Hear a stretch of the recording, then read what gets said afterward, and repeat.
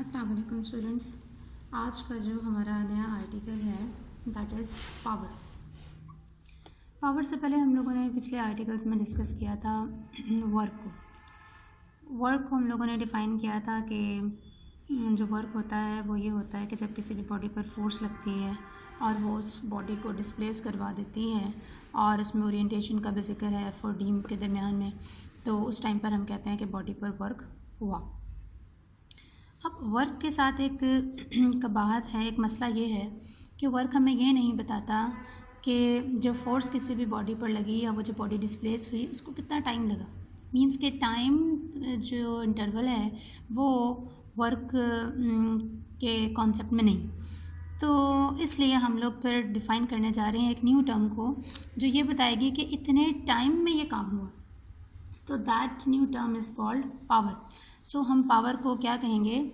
This is actually the rate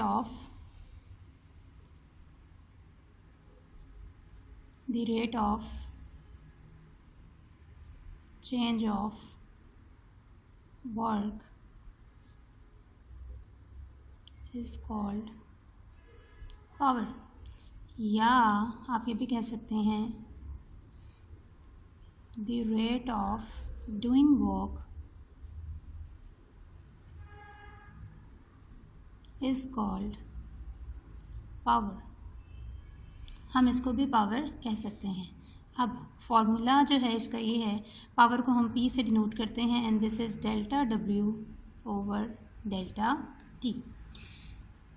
इस हिसाब से हम अगर इसके यूनिट्स पर चलें तो यूनिट्स बनते हैं, वर्क का यूनिट होता है जाउल और टाइम का होता है सेकंड। तो इस हिसाब से जाउल पर second is the unit of power और इस जाउल पर सेकंड को हम लोग कहते हैं वॉट, इसलिए हम इसको लिखते हैं किससे? कैपिटल W से। तो the SI unit of power is basically watt. Now we will define some types of power. तो let's discuss average power. Average power जो है बेटे वो नाम से ज़ाहिर है कि हम लोगों ने टोटल वर्क को उसको डिवाइड करना है टोटल टाइम से। यानी कि अगर मैं एवरेज पावर को डिफ़ाइन करने जाऊँ, P के नीचे मैं A और V का सबस्क्रिप्ट लिख दूँ, तो this is total work done divided by total time taken by the body. So formula remains the same. This is again delta W over delta T और इसके जो यूनिट्स हैं वो भी सेम रहेंगे। अब हम चलते हैं एक और पावर की टाइप पर जिसका नाम है इंस्टेंटेनियस पावर।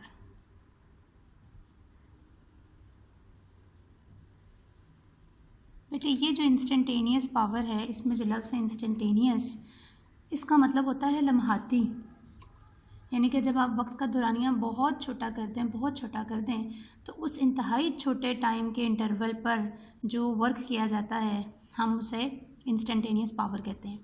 अब चूँकि हमने इस डेफिनेशन में इस टाइप में वक्त का दौरानिया बहुत छोटा कर दिया है, वक्त को हमने लिमिटेड कर दिया है, तो इसलिए हम इसकी डेफिनेशन जो है वो कुछ इस तरह से बनाते हैं।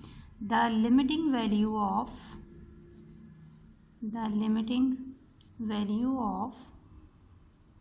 delta W by delta T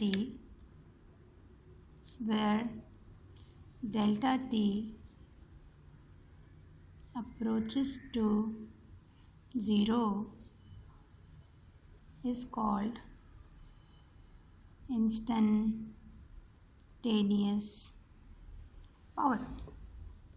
यानी कि हमने delta W by delta T की लिमिटिंग वैल्यू लेनी है। लिमिटिंग वैल्यू का मतलब ये कि टाइम के इंटरवल को जब आप इंतहाई छोटा कर देंगे तो automatically delta W by delta T की वैल्यू छोटी हो जाएगी, लिमिटेड हो जाएगी।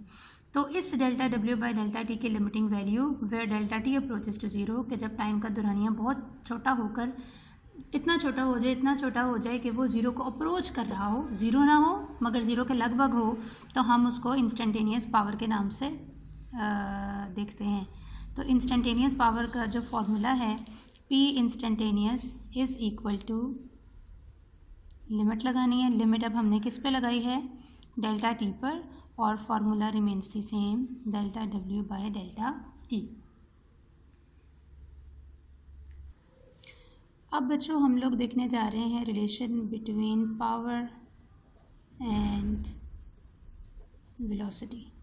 पावर और वेलोसिटी का आपस में क्या रिलेशन है, इसके लिए अब हम एक एग्जांपल ले लेते हैं। For example we have a motor boat, जो मोटर वाली जो कश्ती होती है ना, हम उसकी एग्जांपल लेते हैं। उस मोटर के अंदर एक प्रोपेलर होता है।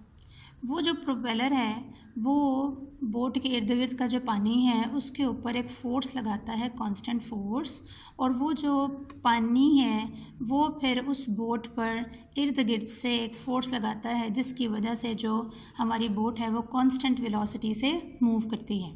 तो बहुत थोड़े टाइम के दौरानिए के लिए वो पावर जो उस बोट की मोटर डिलीवर कर रही होगी, उसके लिए हम फार्मूला अगेन इंस्टेंटेनियस का स्टार्ट करते हैं।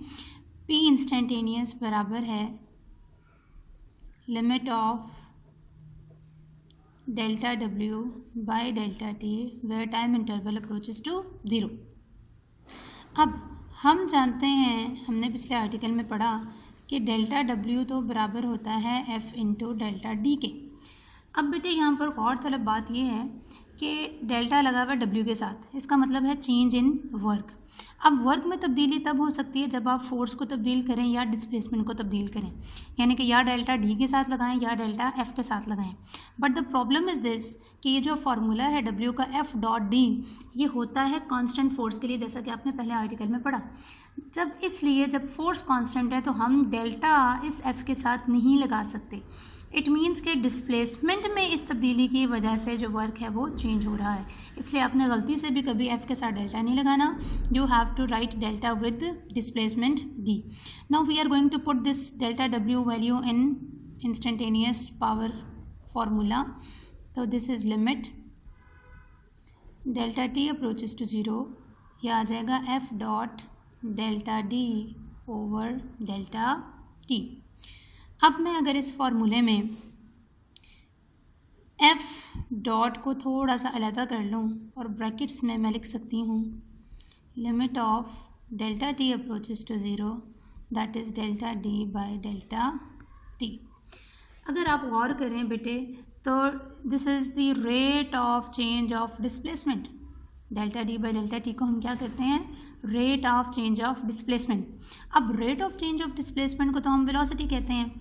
अब साथ में अगर इसके लिमिट लग गया है और डेल्टा T को आपने 0 अप्रोच कर दिया है, इट मीन्स के ये जो फार्मूला है with in the parenthesis, this is basically the formula of instantaneous velocity. तो मैं लिख सकती हूँ ये है इंस्टेंटेनियस वेलोसिटी। तो जो पावर इंस्टेंटेनियस पावर है this is equal to the dot product of force and instantaneous velocity. अब अगर मैं इस रिजल्ट्स को जनरलाइज कर दूं इन जनरल, तो ये याद रखें बेटे, जनरलाइज करते हुए हम जो सब्सक्रिप्ट्स होते हैं वो एलिमिनेट कर देते हैं।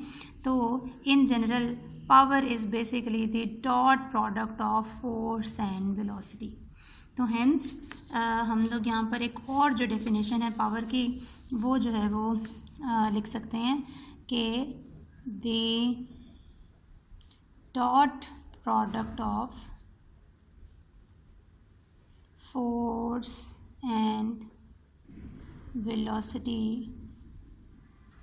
इज़ कॉल्ड पावर, यानी कि फोर्स और वेलोसिटी का जो डॉट प्रोडक्ट है वो पावर कहलाता है। अब हम चलते हैं इसके कमर्शियल यूनिट पे। पावर का एक कमर्शियल यूनिट है। कमर्शियल यूनिट का मतलब ये है कि बड़े लेवल पर, बड़े स्केल पर, बड़े पैमाने पर हम लोग पावर का यूनिट क्या यूज़ करते हैं। तो कमर्शियल यूनिट जो है बेटे वो है इसका